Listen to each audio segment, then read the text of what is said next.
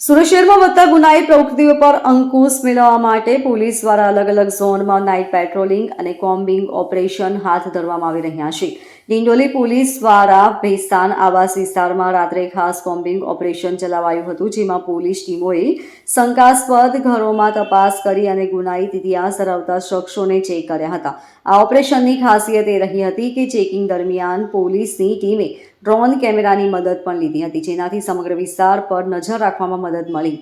ભેસ્તાન આવાસમાં આવેલા શંકાસ્પદ લોકો અને ગુનાહિત ઇતિહાસ ધરાવતા શખ્સોની ઘરોમાં પોલીસ દ્વારા સરપ્રાઇઝ ચેકિંગ હાથ ધરવામાં આવ્યું હતું. આ ઓપરેશન દરમિયાન 150થી વધુ પોલીસ કર્મીઓ તૈનાત કરવામાં આવ્યા હતા, જેમાં zone 2 DCP, Dindoli police inspector અને અન્ય અધિકારીઓ પણ હાજર રહ્યા હતા. વિશેષ વાત એ રહી હતી કે સમગ્ર ઓપરેશન દરમિયાન 2 ડ્રોન કેમેરાની મદદ લેવામાં આવી હતી.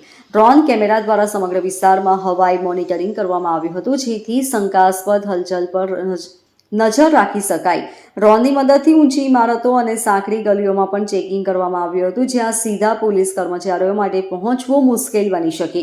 સુરત શહેર પોલીસના ડીસીપી ભગીરથ ગઢવીએ જણાવ્યું હતું કે ભેસ્તાન આવાસ અને આજુબાજુના વિસ્તારમાં ગુનાહિત પ્રવૃત્તિઓ અટકાવવાનો અને શંકાસ્પદ શખ્સોની ઓળખ કરવાનો આ એક પ્રયાસ છે. ડ્રોન કેમેરાથી ઓપરેશનમાં વધુ સચોટ ચેકિંગ શક્ય બન્યું છે અને ભવિષ્યમાં પણ આ તકનીકી ઉપયોગમાં લેવામાં આવશે. પોલીસ દ્વારા ડ્રોન કેમેરાનો ઉપયોગ હવે કોમ્બિંગ ઓપરેશન અને ચેકિંગ માટે વધુ સામાન્ય બની રહ્યો છે. મોટે ભાગે ગુનાહિત ઇતિહાસ ધરાવતા શખ્સો સાંકડી ગલીઓ અથવા ઊંચી ઇમારતોમાં આશરો લેતા હોય છે, જેનાથી પોલીસ માટે તેમની ગતિવિધિઓ પર નજર રાખવી મુશ્કેલ બની શકે. પરંતુ ડ્રોન કેમેરા આવી જગ્યાઓ પર સરળતાથી દેખરેખ રાખી શકે છે અને કોઈ પણ શંકાસ્પદ હલચલ ઝડપથી પોલીસ સુધી પહોંચાડી શકે છે. રોજ ડિંડોલી પોલીસ સ્ટેશન વિસ્તારમાં જે ભેસ્તાન આવાસ છે ત્યાં શરીર સંબંધી અને મિલકત સંબંધી ગુનાઓને અટકાવવા માટે અને આ પ્રકારના જે આરોપીઓ છે એને પણ ચેક કરવા માટે એક કોમ્બિંગનું આયોજન કરવામાં આવ્યું છે. આ કોમ્બિંગમાં ઝોન 2ના 5 પોલીસ સ્ટેશનમાંથી પોલીસની ટીમો બનાવી અને જુદી જુદી ટીમો અહીંયા બનાવવામાં આવી છે, જેમાં 6 અલગ અલગ ટીમો છે, જેમાં અમે મહિલા પોલીસ પણ સામેલ રાખી છે. અને આ તમામ લોકો એમને જે પણ ટાસ્કિંગ આપવામાં આવ્યું છે એ ટાસ્કિંગ મુજબ જે આરોપીઓનું લિસ્ટ છે એને ચેક કરે છે. એમાં એમસીઆર કાર્ડ અને શરીર સંબંધી ગુનાઓના આરોપીઓ છે.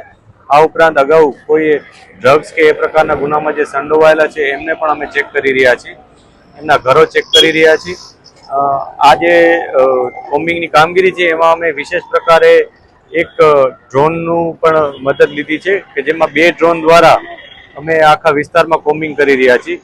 આ ડ્રોન અમને એરિયલ સર્વેલન્સની દ્વારા મદદ કરે છે, જેથી કોઈએ છત ઉપર અથવા અન્ય કોઈ જગ્યાએ કે અવાવરૂ જગ્યાએ પોતાની કોઈ વસ્તુ છુપાવી હોય અથવા કોઈ ગેરકાયદેસર પ્રવૃત્તિ ચાલતી હોય એના ઉપર અમે નજર રાખી શકીએ અને તત્કાલ એના ઉપર કાર્યવાહી કરી શકીએ. આના માટે અમે 2 ડ્રોનની મદદ લીધી છે અને જે ડ્રોનમાં રેકોર્ડિંગ પણ થાય છે અને એમાં અમે એના સાથે લાઇટિંગ પણ છે, જેથી અંધારામાં પણ અમે સારી રીતના એનું સર્વેલન્સ કરી શકીએ. Bureau report LK star news, Surat.